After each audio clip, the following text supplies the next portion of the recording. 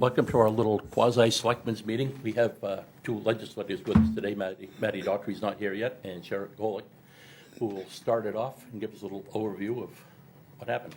Okay. Hi, What the heck happened? so I'm Cheryl Golek, and I represent House District 99, which, as you know, is all of Harpswell and part of Brunswick. And I'm here today because I was asked to give a brief overview of some of the bills that we've passed. And I'd love to capitalize on a bunch of highlights, but I'm going to just speak about one. You know, many people hear that Republicans and Democrats don't always agree, and we don't.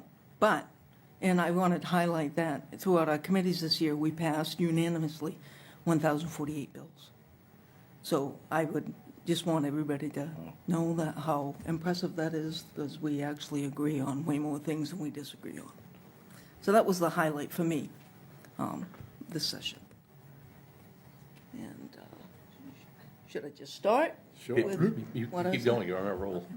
So I was asked to be here to cover 4 bills, and I'm going to be honest right off the bat, I'm not the expert, so I'm going to give you some overviews of what I do have for notes for these bills, and then some connections with the experts that can answer any other questions, and when the senator gets here, she may be able to add to these things. So we have this new bill, LD 1829, which is an act to build housing for Maine families and attract workers to Maine businesses by amending the laws governing housing density. To start off, so LD 1829 builds upon LD 2003 by making the following changes: and designated growth areas and areas served by public water and public sewer. Minimum lot sizes for residential housing cannot exceed 5,000 square feet. Local ordinances related to setbacks, variances, etc., still must be satisfied. This aligns zoning policies with smart growth by ensuring lot sizes reflect what most planners deem good with growth areas. Larger lot size requirements should apply to non-growth areas where housing expansion is least desirable. It also provides a 14-foot height bonus to developments that qualify for affordable housing density bonus. This corrects an oversight in LD 2003, where a development would qualify for the density bonus but cannot take advantage of the additional units because the only way to build the units would be to build up. It provides a rewrite to LD 2003 regarding additional units allowed where previously only single-family homes were allowed. The rewrite makes this section of law far easier to understand. This section of LD 2003 was the cause from the greatest amount of confusion due to the convoluted allowances based on various scenarios. It treats developments with 4 or fewer units the same as a single-family home, as it relates to municipal review. These developments will no longer be subject to planning board review. Instead, they will be subject to a staff review. A development with 4 or fewer units may still need to be before a planning board for historic review, proposed roads, etc. It requires planning board members to attend a training within 180 days of appointment or election. The training may be provided by the municipality, a statewide municipal or planning organization, or the Maine Office of Community Affairs. It changes the subdivision review of a structure from the current 3 or more dwelling units to 5 or more dwelling units. Finally, it prohibits municipalities from adopting rate of growth ordinances in designated growth areas. Municipalities may still adopt moratoriums. LD 1829 is focused on incremental light touch density. It will make it more viable for someone to build a duplex or a 3-unit in the areas of town that the community has identified for growth. It will by no means accelerate growth in a manner that is consistent with the current pace. However, instead of seeing development move more and more towards the low-density part of the communities, LD 1829 attempts to redirect growth where density is preferred. such as near services or infrastructure, et cetera. LD 1829 still requires proposed developments to prove adequate infrastructure. In other words, if there is not adequate water or sewer capacity, LD 1829's provision does not trump the ability to serve letters from the respective utilities.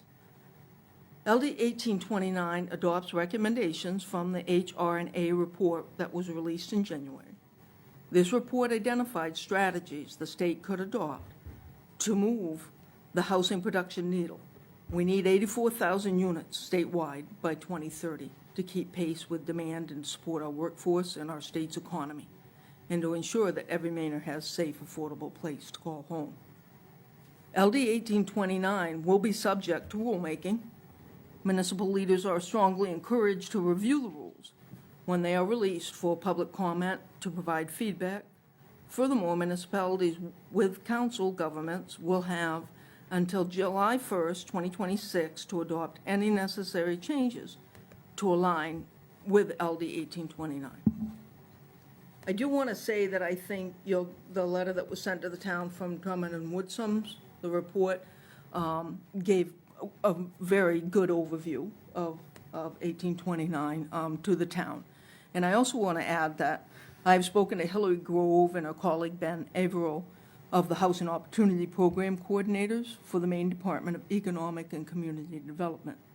These are the experts who can answer more questions you may have on LD 1829. I am working with them to set up something for the first week of September, and also in hopes of getting answers for question on 1751.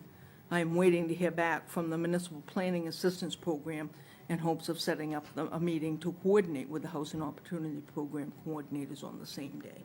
And my hope is we can do that, and they'll come to the town, and we'll be able to set up something like this to get direct answers. These are the people doing the rulemaking and overseeing it.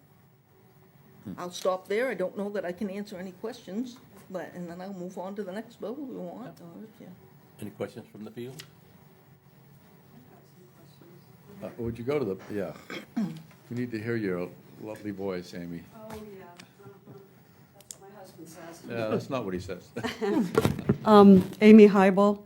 I am the chair of the planning board in town. What I see this legislation as is an honest attempt to solve a real problem. However, I don't think that the solutions have been well thought through. As someone that has a master's degree and several decades in land use planning, I think there are a lot of issues that are going to come up in the short term and in the long term that have not been considered. For example, I think you're going to see towns, municipalities designating fewer growth areas as a result of this legislation, because there are going to be traffic problems, there will be water and sewer issues, there will be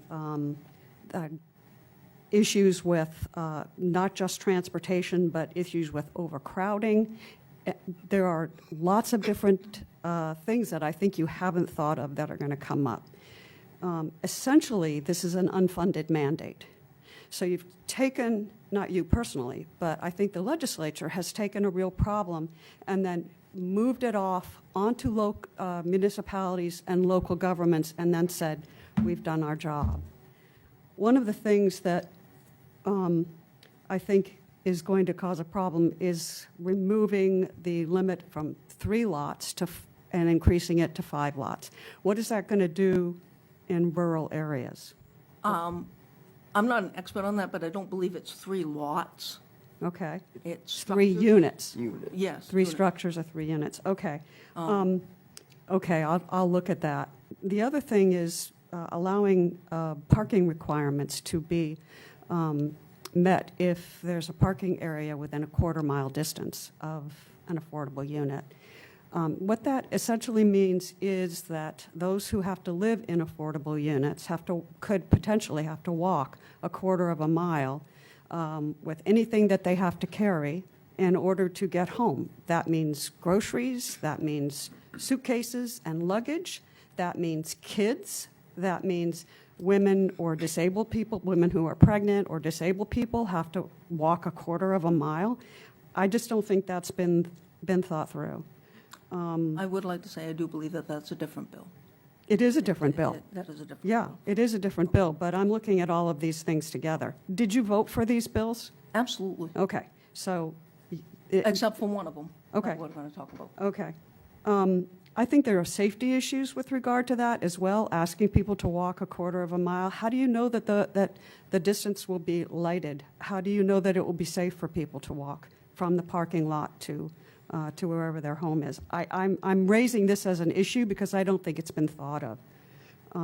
The height allowance, you've already heard. Can I ask just a Yep. question real quick? Yep. Did you submit testimony to any of I these bills did. with your concerns? I did. Okay. I did. The height allowance, also, I submitted that. I'm not the first person by any means to say this, but you're, again, another unfunded mandate. You're asking rural fire departments to be able to handle height restrictions that they may not be able to handle, new height limits that they may not be able to handle, purchase new equipment. I'm not telling you, I'm sure you haven't heard anything you haven't heard. Also, just prohibiting planning boards from reviewing things. This is like, it's a disincentive for people to get involved in their local community because you are preventing them from really fulfilling their interest and their desire to participate by prohibiting them from looking at certain things. And if there's no point, then why bother? So one of the things that we love about Maine is the ability for the average citizen to get involved and to make a difference in their community. And when the state starts pushing stuff like this, it reduces the quality of input that local residents can have in their community. So I don't think that has been thought through either. There are some other things as well. I had a question. I'm looking at LD 1829 and Section 7. It says, use allowed, notwithstanding any provision of law to the contrary, except Title 12, Chapter blah, blah, blah, in any area in which residential uses are allowed, including as a conditional use, a municipality shall allow at a minimum 3 dwelling units attached or detached, including accessory dwelling units, per lot. So Harpswell now has a minimum lot size of 40,000 square feet. Have you just usurped that? I haven't observed anything. Did you vote yes for this? I did vote. So yes. has that been usurped now? Sure, if that's what you want to call it. If you can just stop for a second so I can respond to some of Sure. the many things that Sure. you said. So now One, it's, I would ask that if any technical questions that you have, that you ask the bill sponsor or the people who are putting into the rulemaking, because I don't have answers for that. What I will say to you okay, is, our state needs 84,000 housing units, and our town needs housing units. And our town is the oldest town in the state. And we're growing older by the day. We currently have a comprehensive plan from 2005 that has designated growth areas in it and places for affordable housing. And the reason we did that, I clearly remember because I was there when it happened. So was because I. at that time, was I. we had fishing families moving out of our town. yeah. And I'm trying to direct the need for a town, yes, this is a statewide law that will affect it, but the need for a town is also there. It also clearly states that if you do not have infrastructure, if it is not within these means, you will not be able to build these things. If you don't have enough space, you're not going to be able to build them if you don't have enough water or infrastructure or sewer. But what I do think is that while this doesn't force anybody to build anything, it gives people an opportunity, especially, accessory dwelling units. And a town with an older population, we have a lot of people that live in larger houses. Maybe they want to downsize and put an ADU inside their house or put one outside their house so that their family can move in and help them think. We've already So I see this adopted bill those. as Yep. an opportunity for our state, and our state is responsible for making sure that we reach our housing goals, because if we don't, our economy fully depends on it. We have an extreme workforce shortage. And if we, as a collective, as an entire state and of communities, don't start pitching in to help figure out these things, all of us, our small towns, this town right now, as a business owner, I can tell you, none of us have enough employees. We don't have enough sternmen, we don't have enough restaurant workers, we don't have enough healthcare workers. And that's going to ripple understand. into our volunteer Yeah, programs. I understand. So I just wanted to respond to Yeah. some of the things that you said as far as upsurfing. And to also be very clear, I'm not the expert on this bill, and I'm not a lawyer. Okay, And well, so I don't have those technical questions that you're looking for, such as Section 7. I appreciate that, and I appreciate your service. If you're going to vote on to approve something, then I think you should be able to answer questions about it and not bypass the question by saying you're not the expert. So I would appreciate that. I do think this is an unfunded mandate. I think that that the state is going to end up regretting what it's done. I think the unintended consequences of this legislation are going to be, in some places, pretty dire. So thank you for listening and really appreciate it. Thank you for sharing those concerns. I appreciate your opinion on that. But anyway, Cheryl, for a second, one of the problems we're up against, we have two committees going. We have the Comprehensive Plan Committee for the last 3.5 years. I was part of that until Matt came on board, and I was part of the Housing Committee. The Housing Committee with a great report that the Select Board adopted, and we liked it. The Comp Committee now, they don't even want it mentioned. There's a group in town that they don't want to see any building. They think we're running out of water, we're running out of this, we're running out of that. So we're just running up against these people that basically not in my backyard. A lot of communities have, every community, Scarborough, Cape Elizabeth, Cumberland. And don't mention short-term housing, whatever you do. I didn't bring that word up, but I'm going to bring it up. But that's what we're up against in town here. We got a bunch of people. The three of us are from here. We have a different perspective than a lot of people. My family's been on Bailey Island for early 1700s. I worry about where my kids are going to go. I live on Daughtry Point. You get on Daughtry Point, the left side of the road, which is on the water, all the houses are between 1.5 and 2 million now. My neighbor's house just sold for 2.6. So there's an invasion going on of wealthy people, which is fine. A lot of them, they're great people. I like them a lot. But where are the kids going? Well, I'll just speak frankly and casually to that. I have a 34 and a 35-year-old that can't afford to live in this town, but they would love to be able to afford to live in this town. Also, as a representative, I take great pride in reaching out to as many people as I can. And I've spoken to thousands and thousands and thousands of people over the last 3 years in this town. I've knocked on thousands of doors. And what I was humbled by was, no matter the income level or what, at least every third house, and I show up at somebody's door, the first thing I ask them is, can you share with me what your issues are at the state level? And it's housing. Yeah. For what you just said, whether they're of a higher income level is that their kids can't afford to live here. And I've lived in this town for more than 30 years, and I've lived here when I was younger and when I was a teenager and stuff, and was born right in Coos Corner. So I've watched the change, and like I said, back in 2001, it became very prevalent that we were losing our young families and we were losing our fishing families. And a lot of those answers were built into the current comprehensive plan that we have. Sadly, that was 20 years ago, and we never achieved those Nothing was implemented. needs. No. We tried. And so as a representative, I just share that with you, that housing, and I would share with you that there are, conversations with, when you mention affordable housing, people envision the big buildings that have been built on the base. Yeah. They envision Pearman Drive. But once you have a conversation with somebody and say, that's not ever going to be able to be in Hartswell, and that's not what it looks like. You're talking about maybe a duplex, It can look just like the home that you're living in, and stuff like that. So, we as a town, I've watched us for years. We come together, we figure it out, we pull it together, and I'm hopeful that, we're going to find some kind of a balance, and it has to be a balance, with housing and with the other issues that, Oh, yeah. that we as a town are facing. But statewide, that's a big issue. It- Every town. It is a statewide, it's a big issue in every town, it's a national issue. And, you know, it's also, if you throw on top of that, is we have a severe workforce shortage. Yeah.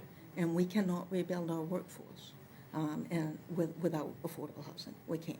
And when I say affordable housing, you know, that's our teachers, our firemen, our police department, and others, you know, it's down, that average wage earner, that right now are paying more than 55% of their income and working 2 and 3 jobs. Nobody can afford market rate housing in Cumberland County right now, but at that. So it's at an average wage. So it's a problem statewide, and every community is going to have to figure out what their community needs and stuff. And at a state level, we just have to keep plucking away on how to create opportunities so that communities can work towards those things. I have a couple questions, clarifying questions about the bill, because I understand that it was actually a committee amendment that ended up being adopted over the original bill that was presented, and I will admit I was more up to date on the original bill than what ended up being passed. And I remember in the original bill there was some language that created a state board that was kind of in line with the Superior Court for housing reviews. Did that end up being included in the amended You know, version? Matt, I would have to go through the detail of the bill. And like I said, I'm going to set up, if people want, where that type of a question can be answered. My hope is. That was where some of my concern lied, is if that, and I'll have to read it more myself to see if that was adopted, because I mean that completely dismantled the home rule authority that is set place in the state constitution. If you're allowing a state board to make decisions for individual towns, and this board is appointed, who's to say it's not just a bunch of developers that are lining their own pockets, you know, that don't have any idea about what's happening in town. And the other thing that was in the bill that I'm not sure if it got included or not was here in Harpswell, I think we've done a pretty good job at starting to open up the ability to build more ADUs, and I think that's a good direction to go to kind of combat this affordable housing issue, is allowing ADUs and stuff like that. But one thing we looked at in town here is not allowing those ADUs to be short-term rentals, because that does nothing for housing, really. You know what I mean? And originally this bill did not allow municipalities to ban ADUs being used as short-term rentals. So what some of my fear is in Harpswell is that we get a bunch of these ADUs built on people's property, because anyone can build them whether they reside year-round or not now. And they just get turned into short-term rentals, and we gain no housing stock out of it. We just get it brings in money for some people that don't live here, you know, if they're just sitting back collecting money. And my other concern, and this comes from a personal level, as somebody who, before I live in the house that I purchased now, I was renting a house that was an ADU, and we had a house fire, and there was no sprinklers. And I almost died. If I didn't have a smoke detector, I wouldn't be alive today. That's what saved my life, was the smoke detector. And if we had had sprinklers, I wouldn't have lost $85,000 worth of my belongings. So to see the requirement for sprinkler systems be reduced, if anything, I would have liked to have seen that increase, because it doesn't matter if you can afford your house or not if you're dead. And that also falls into the height restriction that happened, in that we only have the ability in this town to get to a building that's 35 feet high. If we allow people to build 14 feet over that, we don't have a ladder truck that can get to that height at this point. That's, okay, so I will double check on the height thing, but my understanding is it's like, that's 2 stories. It's not 3, 4. And Yeah. stories, it's not adding on a 3-story building. Would it be adding on a 2-story building, though? No, my Okay. understanding is, Okay, my understanding, alright. but I will get that Yeah. clarification for you for that. The ADUs and short-term rentals is an issue across our state. Yeah. As far as I'm concerned, I'm gonna speak personally for myself. I also believe that towns have the ability to look into regulating that themselves. if they choose to.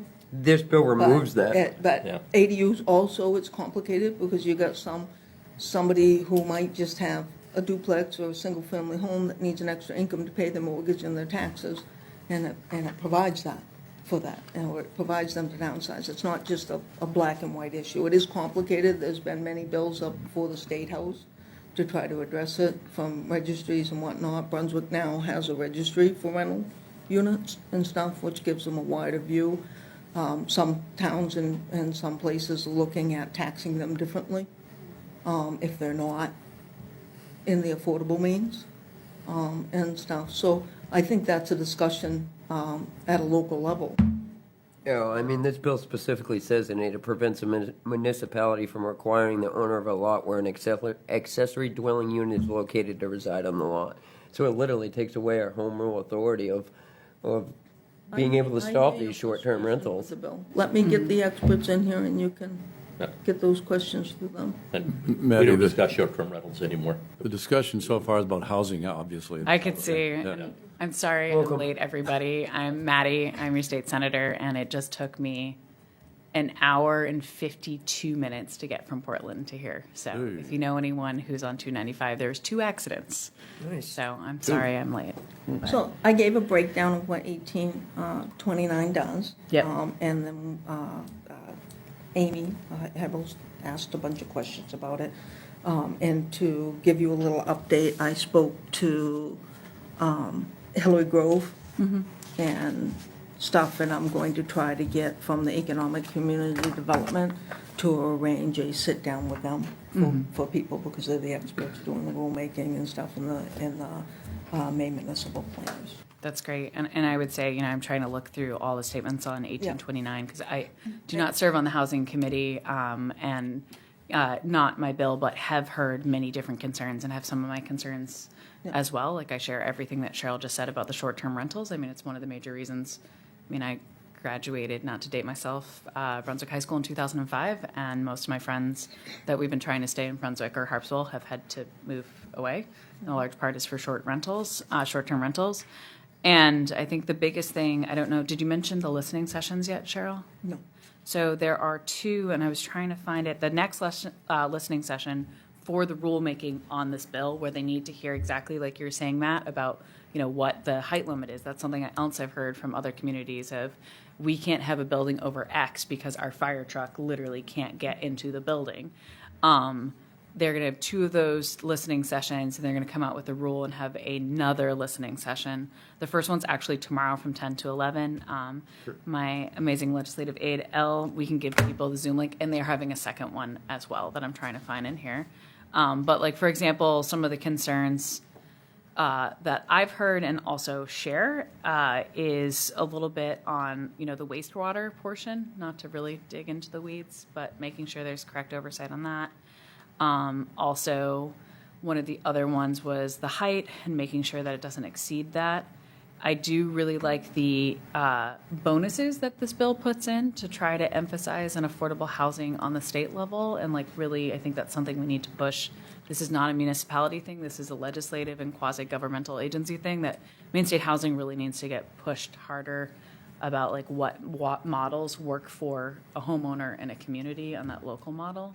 And we are seeing in some of the areas the zoning as far as lot size. I think that is a good area to have.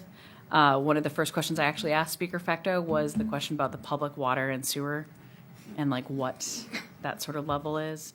I think it is. I know this is a passion of the speaker, and the Housing Committee has done incredible work, and I want to give a huge shout out to Cheryl, and this committee has been working tirelessly. You guys have been, this is one of, 80 different bills on housing, and it is clear that this one needs that intense feedback on the rulemaking process as well, so. I just want to add to that, with the height limits, why I said I'd get back to you, Matt, with that, is there was a big discussion about that and clarification with the fire trucks and need to add that. So I do believe that there was supposed to be, I do believe that there was an amendment made in that, to make sure, to clarify. Oh, yeah. The height was, Yeah. I just clarified, the height is only on a bonus for incentive Yeah. for financing, not for allowability, which is a good distinction. And so there's a listening session tomorrow, and then the third listening session is Thursday, August 19th from 1 to 2. So if anyone would like to, I can just get folks' emails and we can send the Zoom link for people I'm who are sorry, what interested. was the time on that? It was 1 to 2 p.m. Thank you, sorry. 13.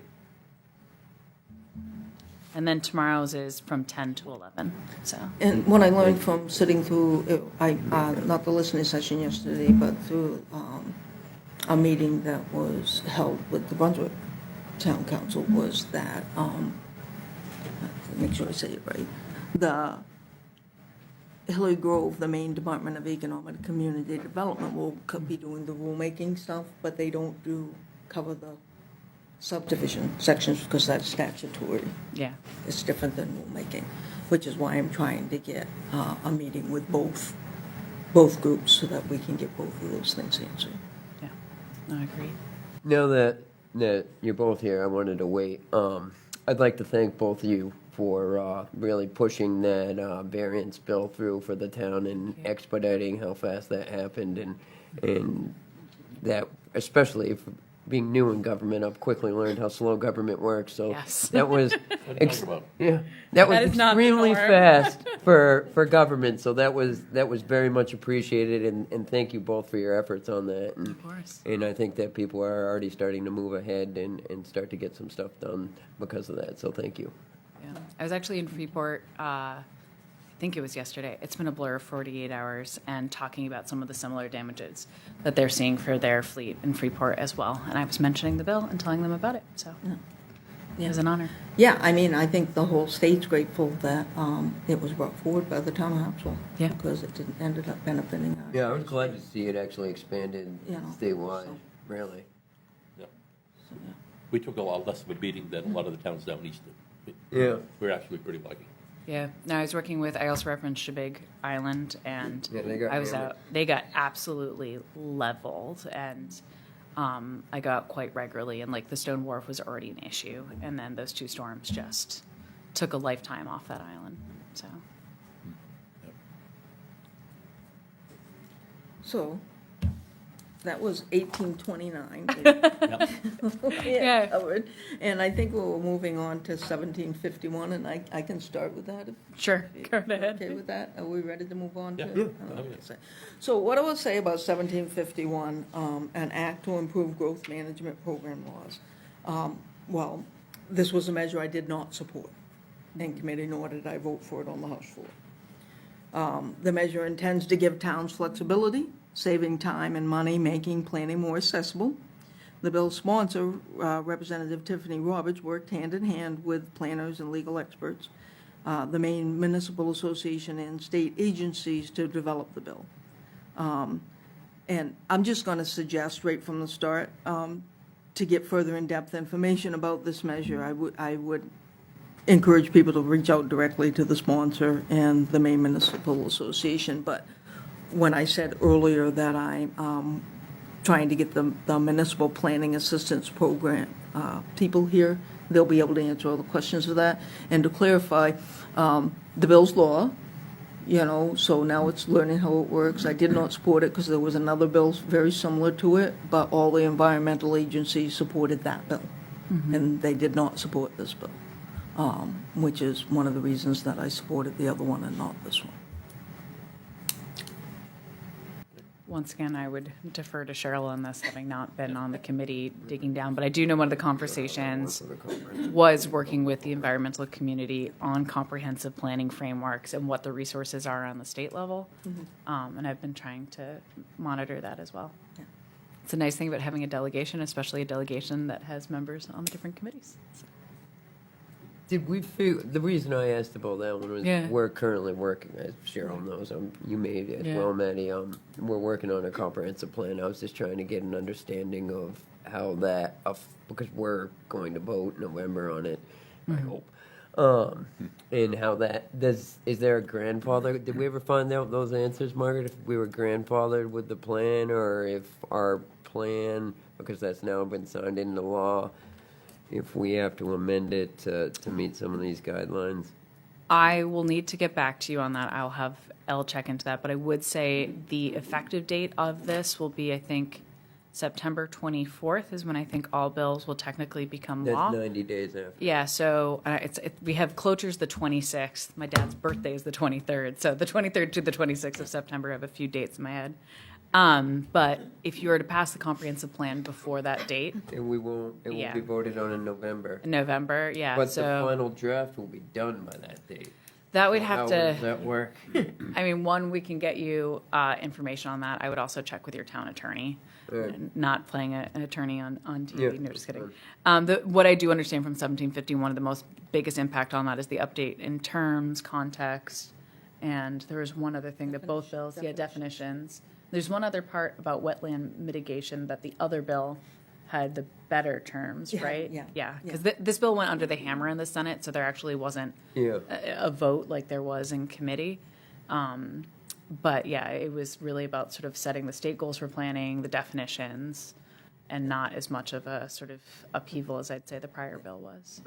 I think 1751 got through because it was a smaller bill, and easier for some to comprehend and move, and the Maine Municipal Association and the planners were behind it.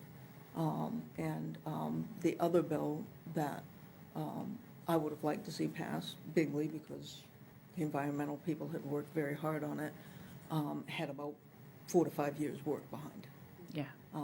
And this one was much quicker. stuff, and this one did not.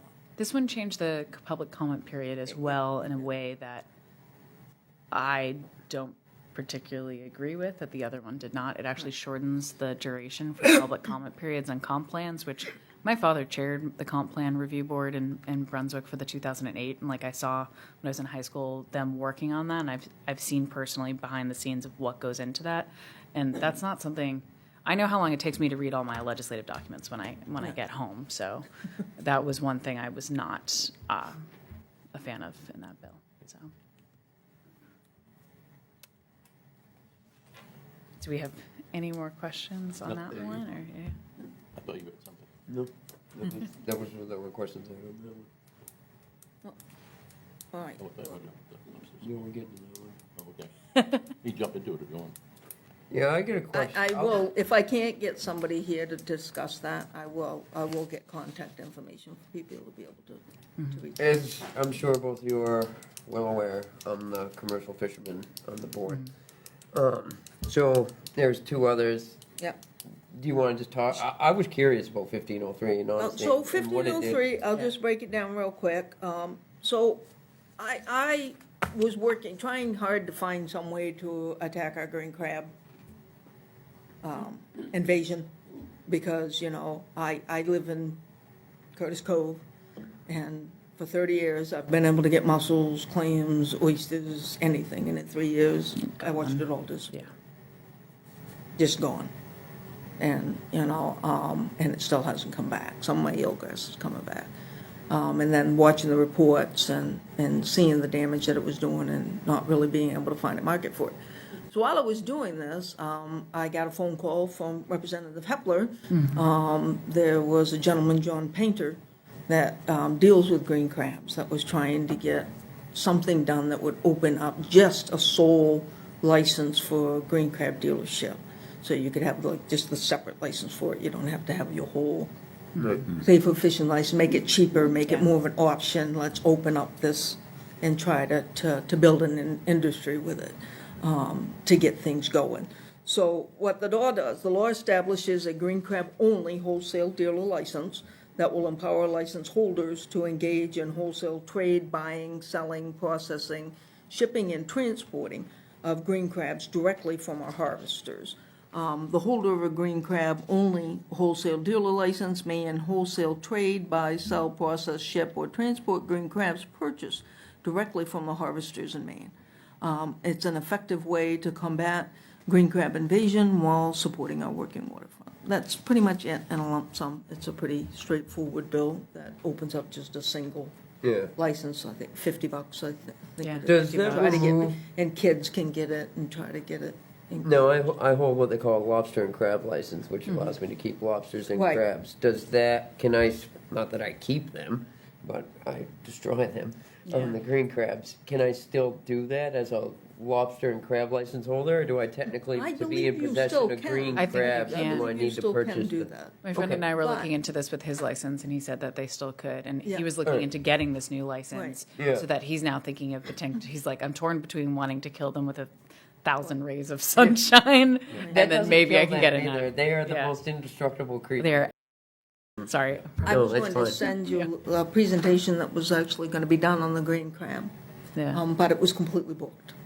Oh, It's yeah. coming up this week, Yeah. so I didn't send it to you. I'm still learning about them myself and high interest of what can be done with them and. Yeah. I used How to do we haul my find a boat market out in the for it? winter and store it over the winter and then relaunch it again in the spring. And I have seen green crabs that have lived on the deck of my boat through Yep. the winter, through the ice, through the snow, and been alive the following spring. Well, Oh yeah. it took off because we've had them forever, right? Yeah. But even though they're invasive, we've had them forever. But our winters were so cold it kept them at bay. You're right. And so now we're not getting cold enough, long enough winters. Yeah. Last and winter they we did. just breed We killed a rapidly. bunch last So- winter. Yeah. No. The ice crushed Yeah, them. they're still out there. They did it up around Strawberry Creek. Yep. You look at the banking, it's collapsing upon itself. But, yeah, So I'm it's- hopeful, maybe we'll start making a dent, or at least give it an option. well, you gotta convince somebody they're good to eat. Yeah. Yeah. I have to And say they're that. not. Asian markets are usually the ones that Yeah, I buy know. the stuff that we. Well, this is actually the other side of the partner of this. This is where like my wheelhouse and have been working on. And so I grew up on McCoy Bay, so we've been dealing with the same level of erosion with the green crabs. And I've literally watched, my favorite place where we all used to hang out is literally now gone because of the erosion. And was really, really excited to support this bill. I have a couple of friends that have been working on creating a fish sauce out of the green crabs and buying them ad nauseum, fermenting them, trying to create a main-based product and bringing those to market. And they've been working with not only local chefs. I've gotten to make some amazing food. My life, I work in hospitality and service outside of the legislature, and so we've been able to start cooking with them. And I think that's one of these like really cool ways that we can take a really nasty entity and turn it into something really delicious. And then I also want to give a shout out to a product. I am totally blanking on the name, but I will look it up. But there is an amazing dog company out of Boston, and some of the owners actually grew up in the Maine mid-coast area, and they are working with fishermen to buy bycatch and invasive species to turn into dog treats. And their green crab dog treat has finally gone to market. It's called Green Mazda. I actually use it with my dogs, and it's completely made out of kelp and green crabs, and they can use tons of green crabs in both of these things. So, like, seeing these different markets are really exciting, and it's just awesome. Oh yeah, Polka Dog, and the packaging is really, really cool. Like, my dogs are obsessed with them.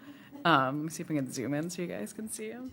But yeah, it's got like the green crab on like the dog packaging, and like, and then I'm working with another friend that we've been like frying them and trying to offer them as like a seasonal special. But I, Yeah, if you can make anything good, you gotta fry it. exactly. If it's gonna be good, that's the way to do it. Soak it in butter. ferment it. I mean, I make beer, so I believe ferment anything and it gets better, and then deep fry it. So, anyways, I was really excited about this bill, and I was really proud of Yeah, I think Cheryl and that's. happy. I to see think it. that does. I think that will hopefully, that will maybe open up a new fishery for people too. I'm You know, hoping.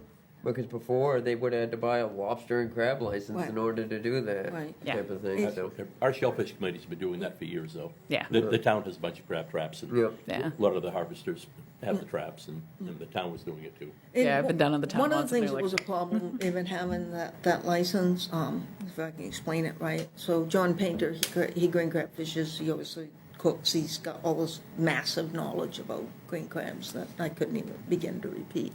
But, was how you could sell it, transporting, and without this type of license. And it's kind of like piecemealing, trying to hang on to enough, but you can only get to so many. He was driving 90 minutes to get the stuff. So this is going to cut down some of that too. So Yeah. I'm hopeful, at least it's a start. They usually end up on Brooks Field in Brunswick. Yep. Say it again? They take them to Brooks Field in Brunswick, and Yeah. Yeah, good fertilizer. yeah, it rolls them into the soil. No. But a few years ago, they dumped truckload, and they've been sitting there for 10 days in the summertime. They dumped it, and half a dozen of they were running into the woods. We just need a nice little processing plant for all our shellfish. Yeah, and our exactly. Need a lot more processing plants. That's another bill, another pet side passion. Yeah. Makes it on the big one. Are there any questions about that? No, I just was curious to what Yeah. exactly it did, but I think that's a wonderful thing. Thank you. So Matt, you had also asked about 1561, and, Yeah, you know, this we. one's we not had a good. This is entirely unsure. I'm not. This So is I'm we sorry. had a terrible. conversation. I printed it out, so I'm Back reading in it June too. 2nd, and nothing's really changed since that conversation. So I'll It's just passed write, and been signed into law is what's happened since then. well, so I can explain what this bill is. It's a resolve, it's a study regarding the percentage of a lobster and crab fishing licensees, lobster traps, that may be fished in a lobster management zone listed on the license as a secondary zone. The resolve allows each zone council to see if there are any consensus for changing the percentage of gear that may be fished outside of a license holder's home zone.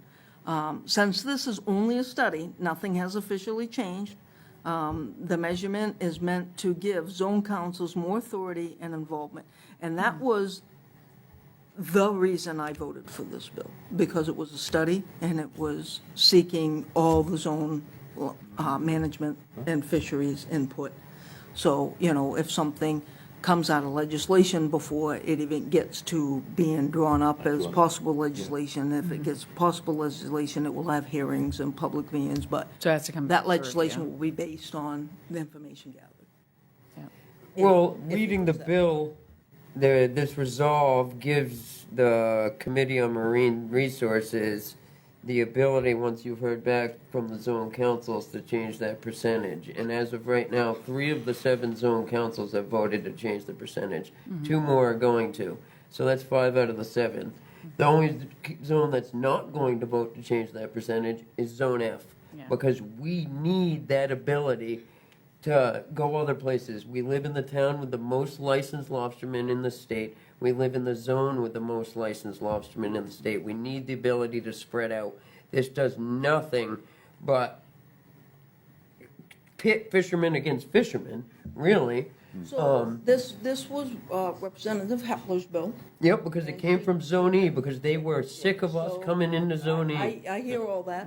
I hear all Yeah. your frustration over it as being on the zone council and stuff. But this was also something the department itself wanted looked at because, well, we have this zone and it is one of the largest one. We're not the only one in the state.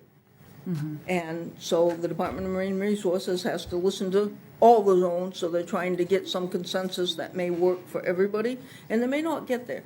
And my understanding is it doesn't just allow a committee just to jump over through hurdles. If a bill's presented, it will come through the department. Right. Yeah. And it will be advertised, and there will be plenty of time for public comment, public hearings, and stuff on that. But right now, what you can do, Matt, as the leader of your zone area, is to explain all your concerns to your zone. I do. I sit on the zone And have a council. question and answer session with the Department of Marine Resources. I have. I do think our new commissioner, and I like the old commissioner. Yeah, Carl I is think our old excellent. Yeah. Our new commissioner is working very hard Yeah. at opening up more dialogue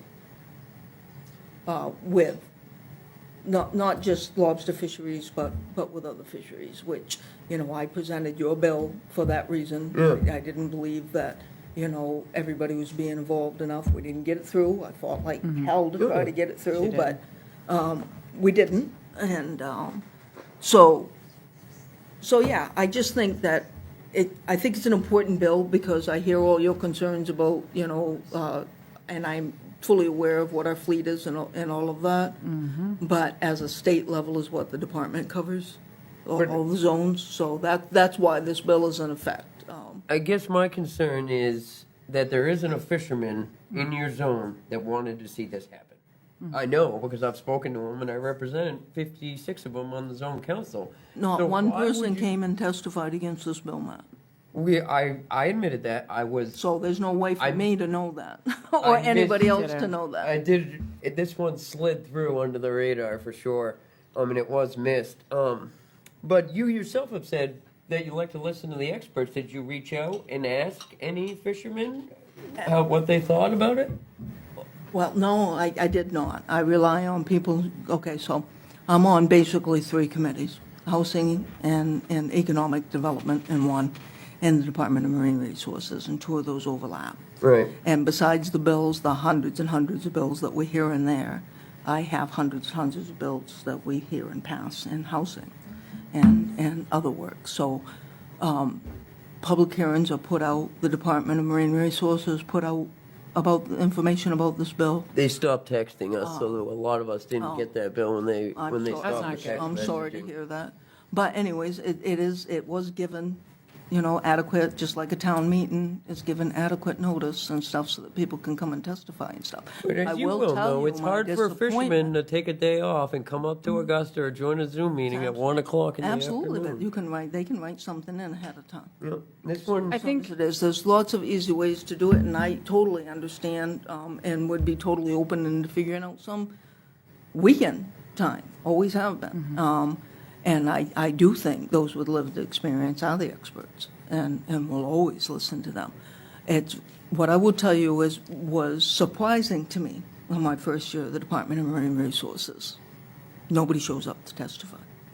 because we're all working. Absolutely, but there's other committees and people are working.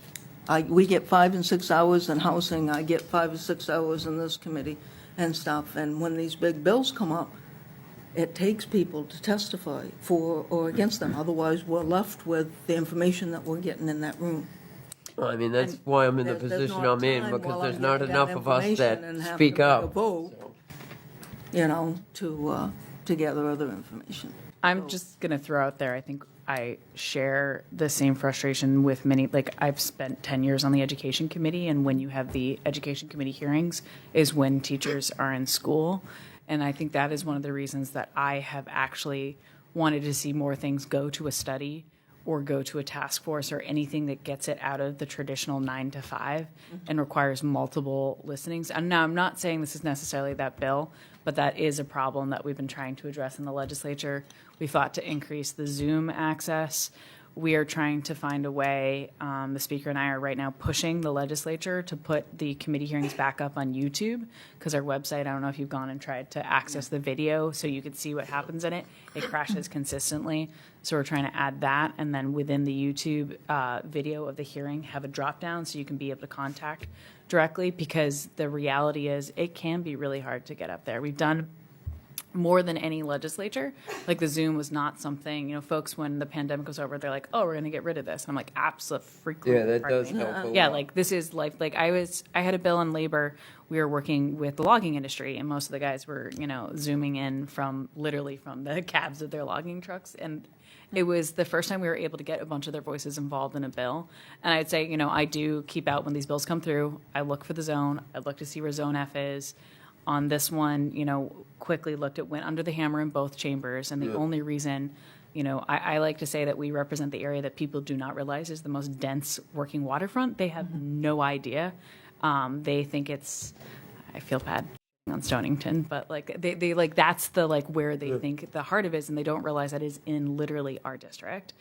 And this is not a given. I don't know as well, but I do know the politics between them, having friends who hold the licenses and come up against this as well.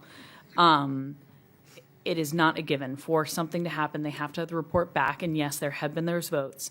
The report has to go before the committee.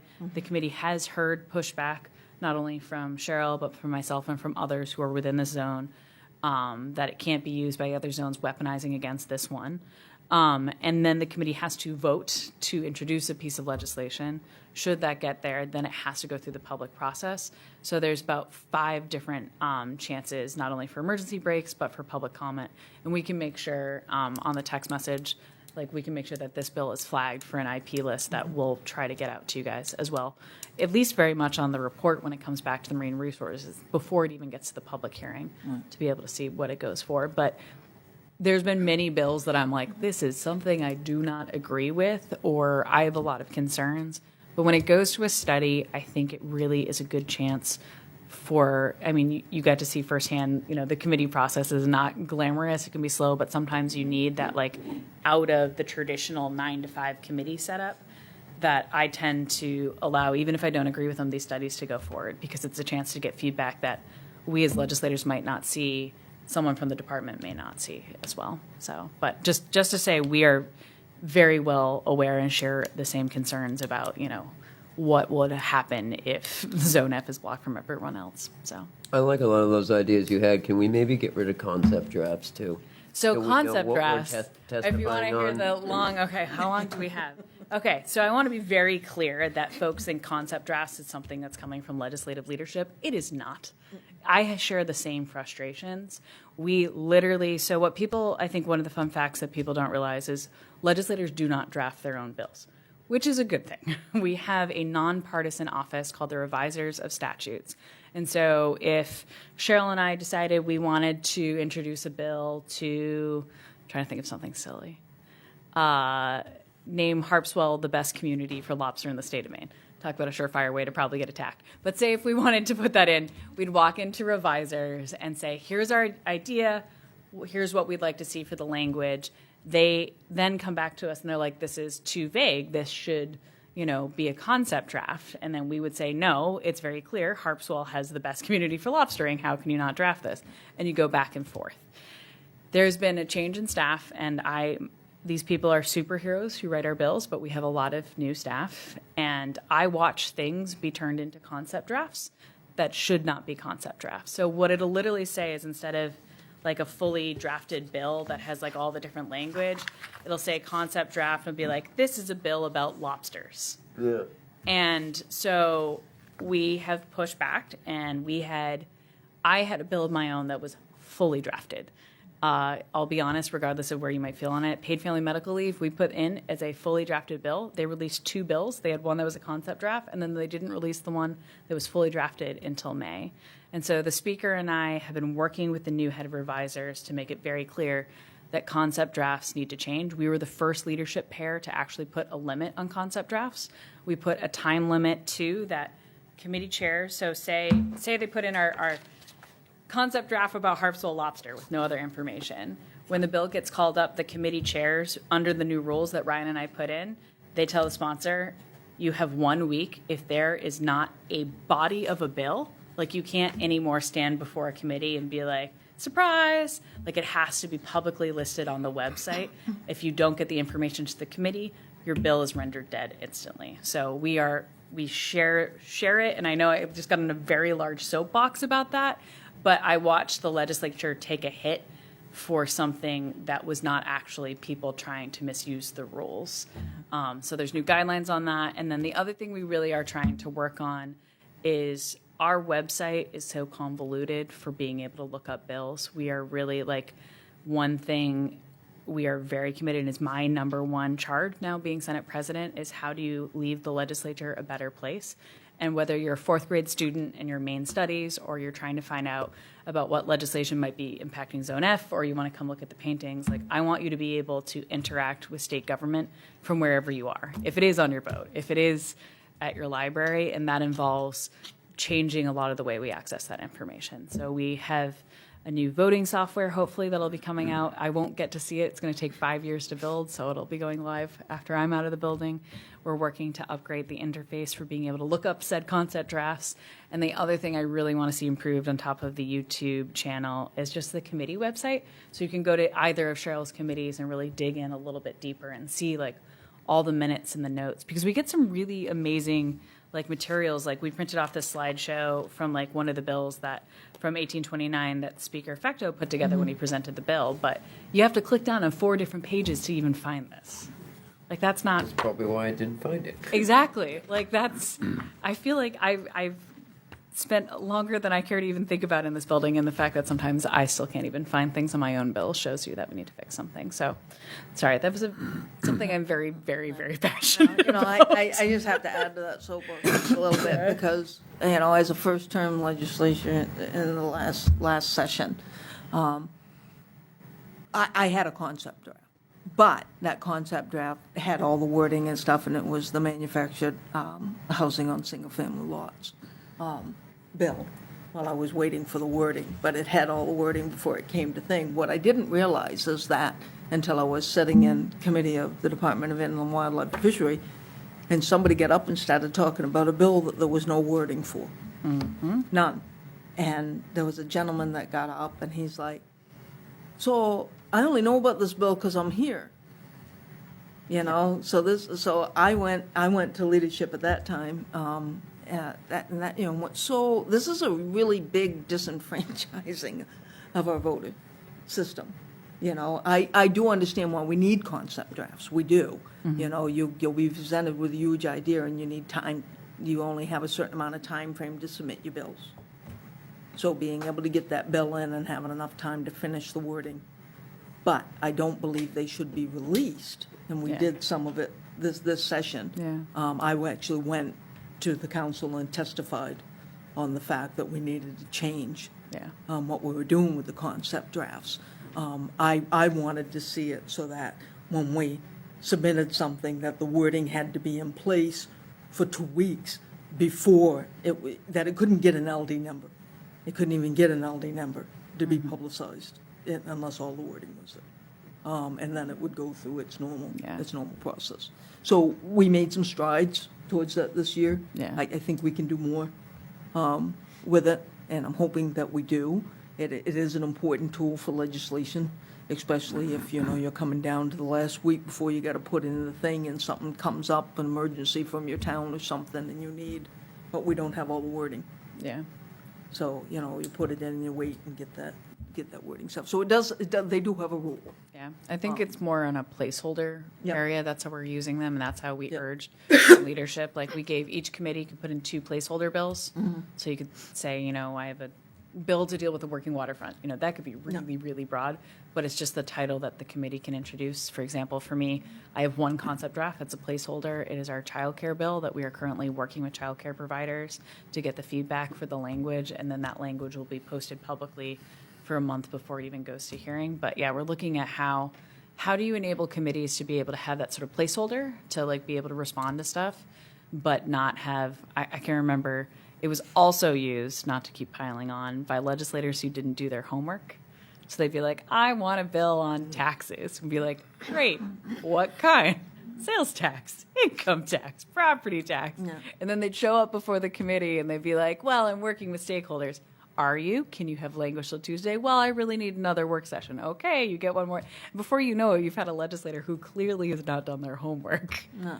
Just drag it out. So the other reason I wanted them to go the way of the dodo bird is that's a waste of everybody's time. Like, we're a citizens legislature. I have a full-time job. Like, I didn't need to be sitting there listening to someone not do their homework. To change things up just a little bit, one of the things, I'm on liaison to the recycling committee here. Yes. And we're finding that very little plastic, only about 7% of plastic is actually recycled, and that's only 2 types of all the plastic there is. A lot of plastic goes to Southeast Asia to be burned in factories that make tofu. This is not what we ever intended. Yeah. So we are planning to visit a recycling facility and then go beyond that. Where do these things go after they leave the recycling facility? So we will be doing some of that work, and maybe we'll be coming to you guys with something you might help us with. I am very happy with the bill to make the package creators responsible EPR. for. Yeah, Yeah. we're all happy about that. So thank you. But you will be hearing more from us, and maybe we'll be wanting to work with you on something about recycling. I'd love to. There's a podcast by a group called Throughline. They did a podcast that really sort of exploded my mind as someone who has worked on recycling a lot and cares deeply about it. And it talks about, it's a good introduction to where extended producer responsibility comes from. Highly recommend it. I think it's something about, I think the title is Recycling Myth. I'll try to find it and send it to you. It's really, really good. But, you know, it's something that I care about not only as someone who's grown up on the coast and the plastics and like the crumbled stuff with it. Like, I was fishing the other day and had a mackerel that I opened up that had literally something clearly plastic-like in it. Yeah. And I also care about it as someone who produces something that would qualify for EPR. I mean, one of the reasons my brewery uses cans instead of glass is because we found out that the glass was not getting recycled, and it was actually it was much more expensive, and it oftentimes was just ending up in a landfill, versus the aluminum is getting 100% recycling circuit. So that's why we switched to cans and not to be able to do glass. So we gotta do something, and it's also a huge I mean, Brunswick, we're really dealing with the fact that our landfill is gone, and we're dealing with our state with Juniper Ridge. Like, how do we find a way to really, truly recycle? So, Well, Harpswell was the first recycling center in Maine. yes. We're very proud of that, and we would like to, Harpswell people, they wash out their cans, they really try to recycle. Yeah. And we're sort of dismayed to hear that things aren't actually being recycled. So we want to work on that. I found out, I don't know if I should say, well, no, we found out that our recycling in the legislature was getting dumped in the trash. So my office, we did a little, oh yeah, Sydney's face. So I can say my office, we were able to get it back in the recycling. So, On that same note, from the fisheries side to do with recycling and trash and all that, I and many other fishermen would love to see some sort of ban on Mylar balloons. yeah. If you knew how many of those I picked up 6 today hauling, and I was only out there till 11 o'clock. Or at least make it so if somebody purchases them, their name or phone number or something, Yeah. the amount of those that end up in the ocean is unfathomable. We did pass one because Yeah, I same remember that thing. a couple Yeah. years- So you we have can't on the release outdoor more than release. 10. There was another portion through EPR, using acronyms, the Extended Producer Responsibility, to look into banning Okay, good. Mylar. Also, the decals that they were putting on cars, like the sort of like not quite shrink wrap, they're finding was doing sort of a similar thing, like the Mylar balloons. And there's something else. Oh, not to play my millennial card, but Capri Sun, the Tetra Packs, like those things have been a huge issue too, and looking into those as well. But you wouldn't believe the crazy pushback we got on the balloon release ban, and it I was heard actually about a lot of folks who work on the waterfront or work in who see the result of it coming through. We pick them Saved it, yeah. down in Curtis Oh, Cove yeah. every day. It's unbelievable. Kids got Well, the aseptic containers were banned at one time, and Yeah. they're back. Yep. There's a lot of pressure from, people who make money from these things to do the things that we're doing. Yeah. So. I saw some amazing, actually, Turn Coffee. I've not actually been in, but I saw 2 people come to the brewery. They're a new business in Brunswick. They have these really cool compostable coffee cups with a cover that looks almost like an origami takeout container that I want to look into. But yeah, now you can pull it open. Sorry, I can talk about Yes, more product more stuff too towards much. the total recyclable stuff. Go ahead, Amy. Agreed. Yeah. Again, Amy Heibel. I think this is a really interesting discussion. It takes us back to 1829 Yep. and the affordable housing thing. You mentioned that the recycling center is almost full. And this is why I'm talking about unintended consequences for this kind of bill. We aren't thinking enough about how one thing impacts another and then impacts another. We do need affordable housing, but we also need to think about it in a larger context. Yeah. So what does denser dwelling units or denser development do to traffic in an area that already has a traffic problem?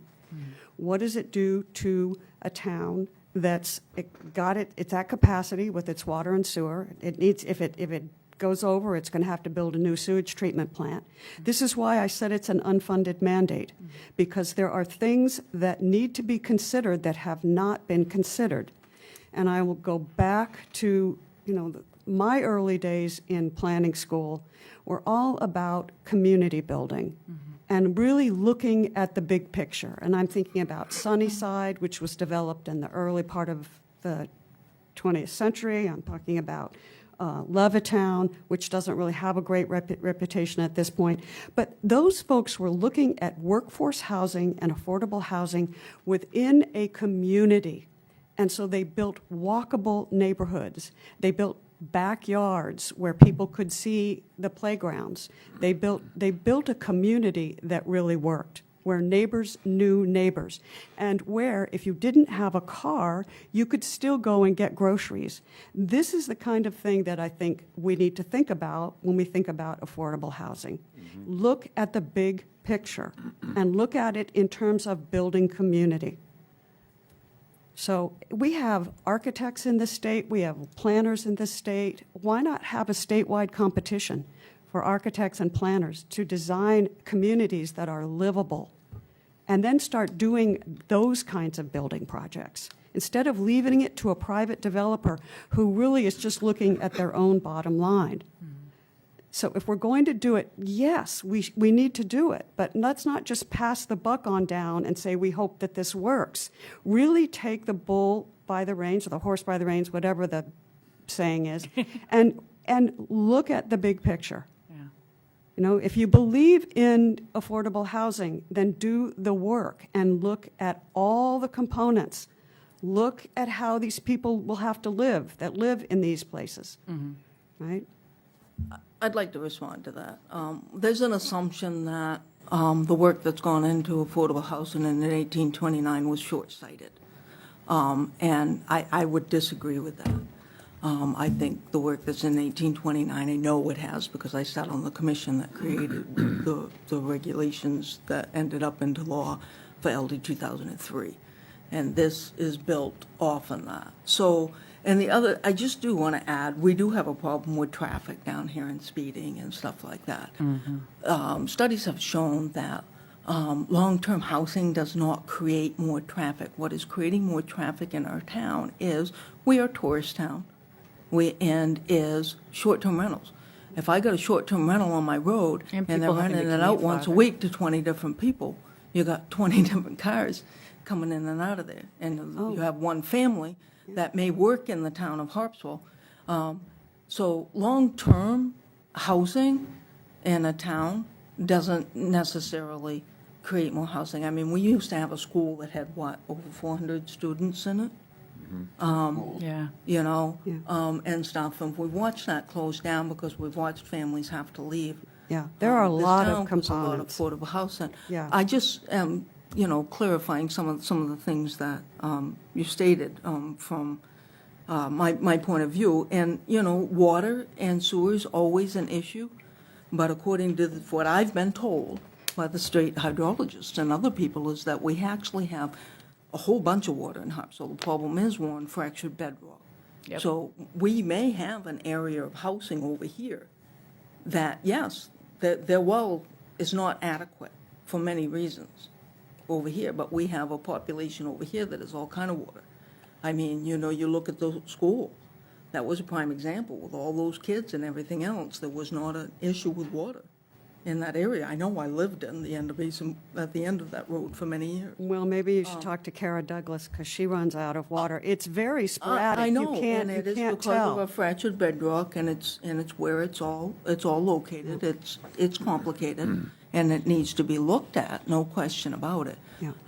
But it's not that we don't have enough water. It's where it is and how we. It's how we also get it. the quality of Because water, but you know the that. state hydrologist stated that we have, I think it was either 3 or 4 times the populace of water.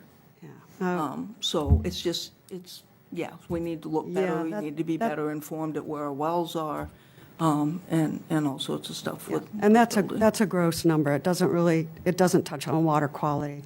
But the other thing about traffic is, in the early 80s, 1980s, we saw a huge increase in traffic in the state of Maine, many different communities. The population, however, wasn't growing. What was happening was we were having more two-person households. Yep. So it's not even the result of population per se, it's a result of the number of households. And those households each had two people, each person had a car.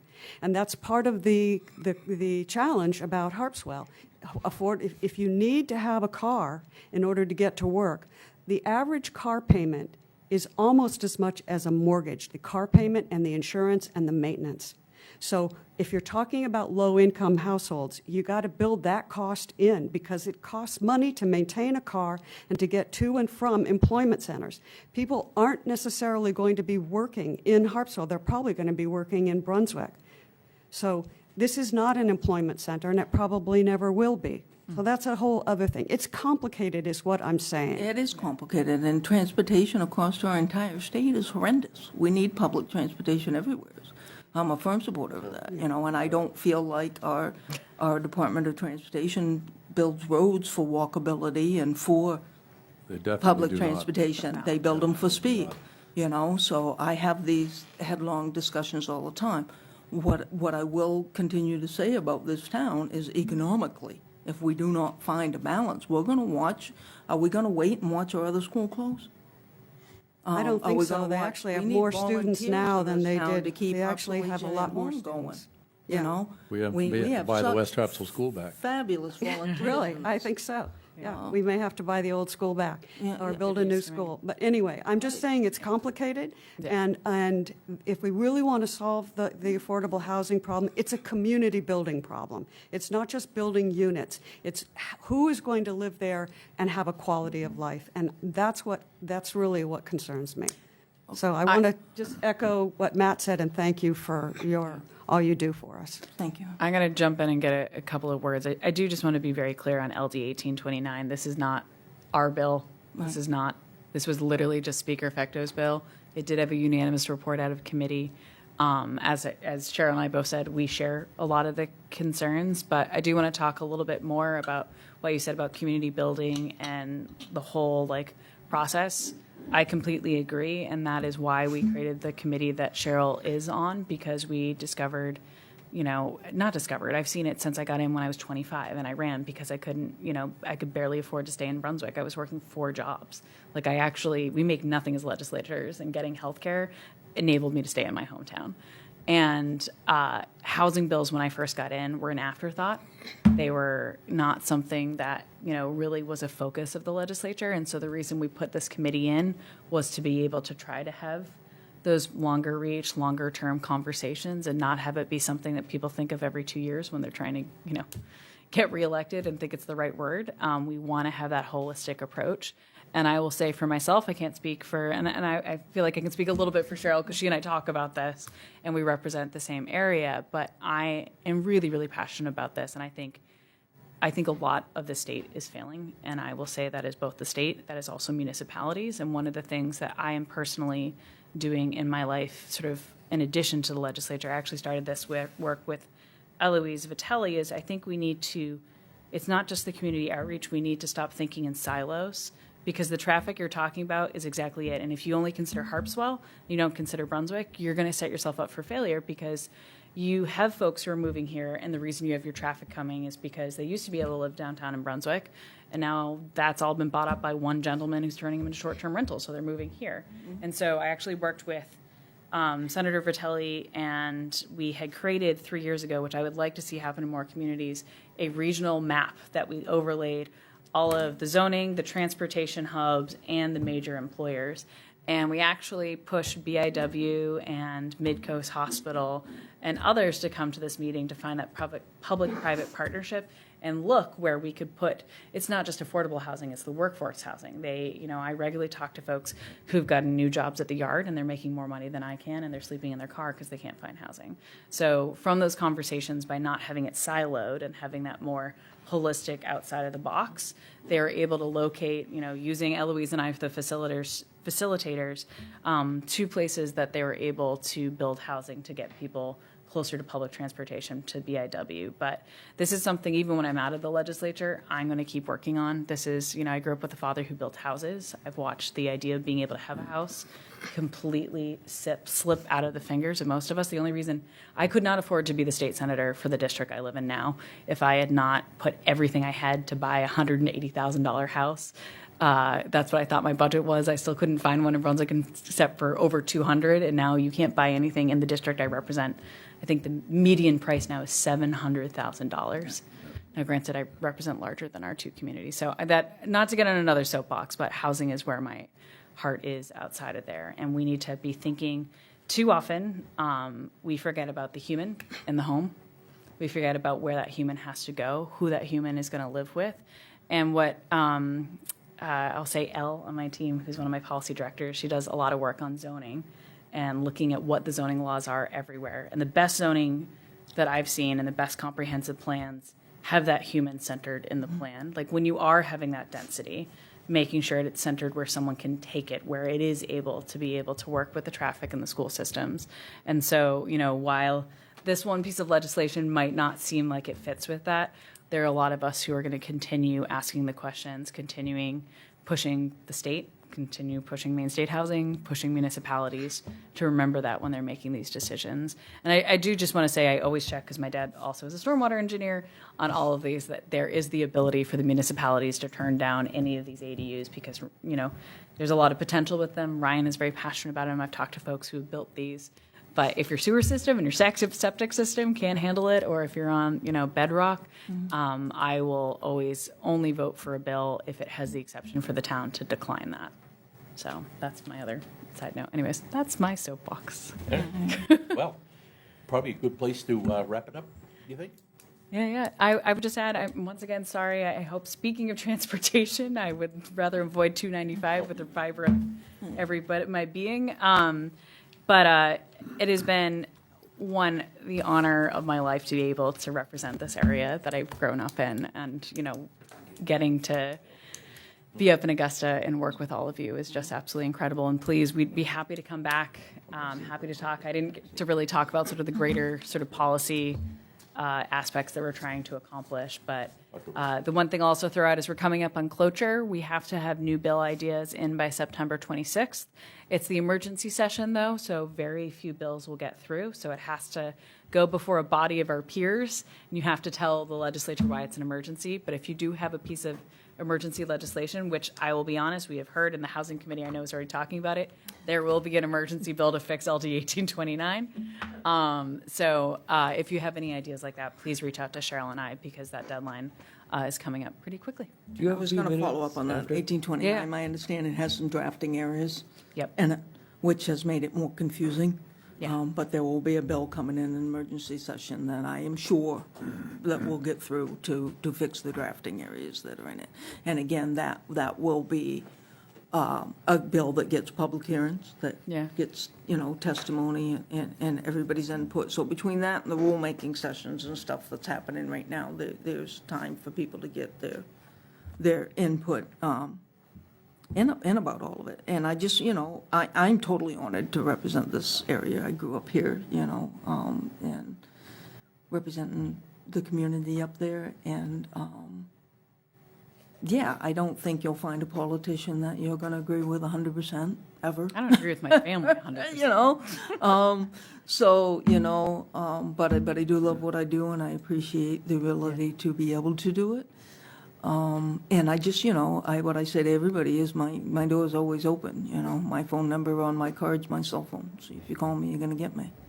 And stuff. And whether we agree on something or we disagree on something, I'm more than happy to have the conversations and find any information that you need. That I can. I can't always, but I do a pretty good job at finding who people can get the information from. Well, thank you guys you. for doing Thank it. you. I know how tough it is. Yeah. So, thank you very much for I doing do it. just want to add in, I have 2 copies of the 1829 PowerPoint that was on the website that I found. And the other shout out, I think you mentioned it, Cheryl, is the Maine Office of Community Affairs, not much in there. our new statewide planning office. we've done all right. I'm really excited for that. So I'll throw those both out, and if anyone wants a copy of these. So I just Up for want to grabs. throw out there, I talked about trying to set up something. It looks like I'm going to be able to set up something between my schedule, between everybody's schedule. I'm hoping to work with people at the town to set up something between the 2 organizations to come back the first week of September. I know that I can get one. I am waiting to hear back from the other. But we'll keep people informed, and we'll contact Christie to see what we can make work for all of us, so that you will have an opportunity to ask the questions from the people who are creating the rules, and more behind the creation of Sponsors and stuff. 1751. Thank you all. All right, thanks. Thank you.